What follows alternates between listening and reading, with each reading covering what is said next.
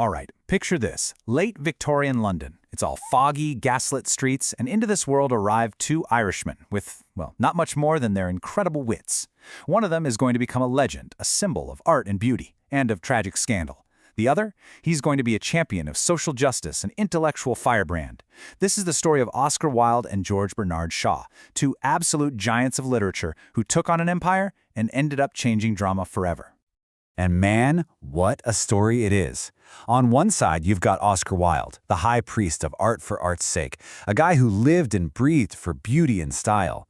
And on the other side, you have George Bernard Shaw, this fiery activist who believed art should be a hammer you use to smash social problems.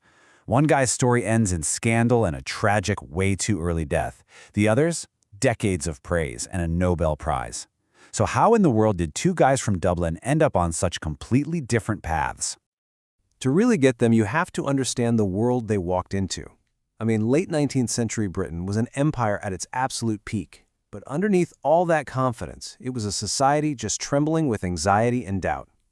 All those old Victorian certainties were starting to crumble, which, it turns out, created the perfect conditions for a little artistic rebellion. What's so wild about this period is how all these different forces just slammed together at once. You had the aesthetic movement, which basically told all the stuffy moralists said, hey, art doesn't need a point beyond just being beautiful. Then, from France, you get this idea of the bohemian artist, the outsider who couldn't care less about convention. And because of this new push for popular education, there was suddenly this huge new audience, and they were hungry for something different. You add to that playwrights like Ibsen, who started putting real, gritty social problems right there on the stage, and you've got yourself a cultural powder keg, just waiting for a spark. And that first spark? Oh, that was Oscar Wilde. He didn't just write about art, the man was art. He was this flamboyant, velvet jacket-wearing champion of aestheticism, and honestly, his own life was his greatest performance. See, this all came from Wilde's core belief: art for art's sake. He argued that an artist's one and only job was to create beautiful things. That's it. Art shouldn't have to teach you a lesson or be moral. It just has to be beautiful. Good and evil, for Wilde, those were just colors on a painter's palette. Now, this idea, plus his famous look, the velvet jackets, the silk stockings, made him a huge celebrity, but also a huge target. And this quote right here, it just says it all. This wasn't just him being arrogant, it was a performance.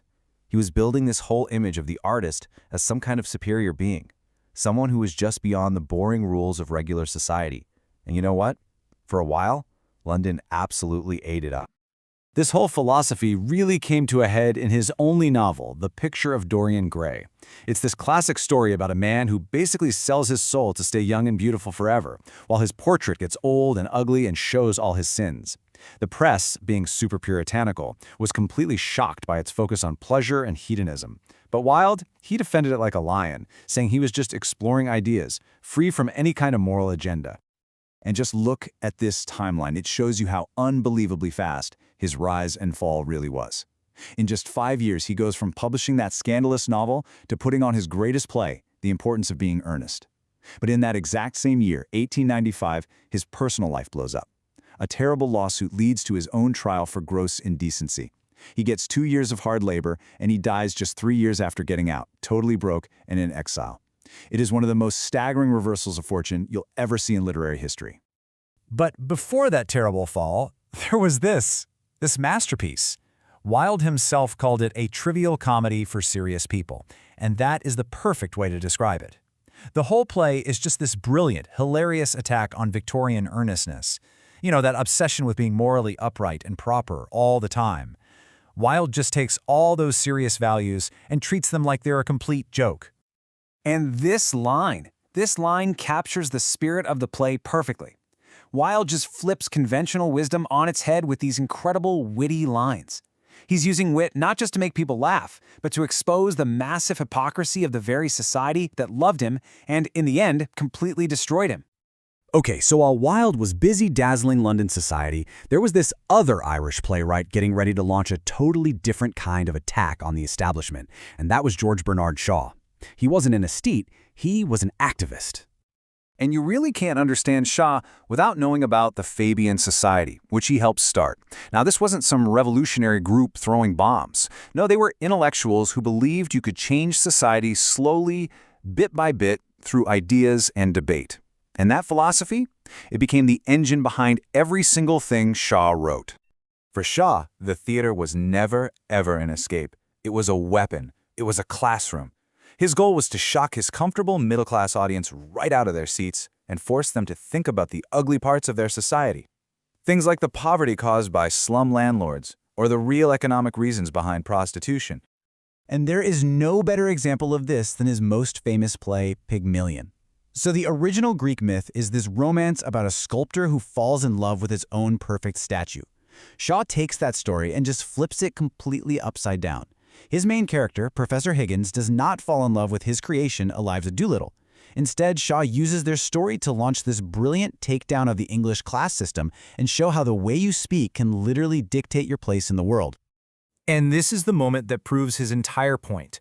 Eliza, the former flower girl, has learned to speak like a duchess, but when she's at a polite tea party, she drops a common curse word, and the entire room just goes dead silent. It's hilarious, and it's shocking, and it perfectly shows Shaw's whole argument. Sure, you can change how someone sounds, but those deep divisions of class, they're not so easy to get rid of. So, unlike Wilde, Shaw's provocations didn't lead to ruin. They led to immense respect. The man lived to be 94 years old, wrote over 60 plays, and then in 1925, he got the highest honor in literature. His long, celebrated career is just such a stark contrast to Wilde's tragic, brilliant flameout. So you have two completely different men with two completely different philosophies. And yet, here's the thing.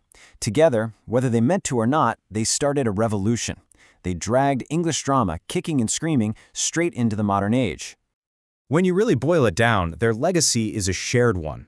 Whether it was through Wilde's sparkling wit or Shaw's tough-minded debates, they both proved that a play could be incredibly smart and wildly entertaining. They perfected using wit as a weapon for social commentary, and they were not afraid to talk about the things you weren't supposed to talk about: sexuality, class, hypocrisy. And by doing all that, they turned the theater from a place of simple entertainment into a forum for modern art.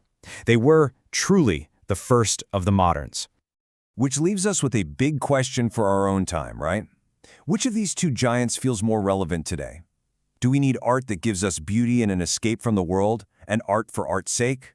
Or do we need art that grabs us by the shoulders, confronts our problems, and pushes for change, and art for humanity's sake? It's a debate that Wilde and Shaw kicked off over a century ago, and you know what? It's a debate we're still having right now.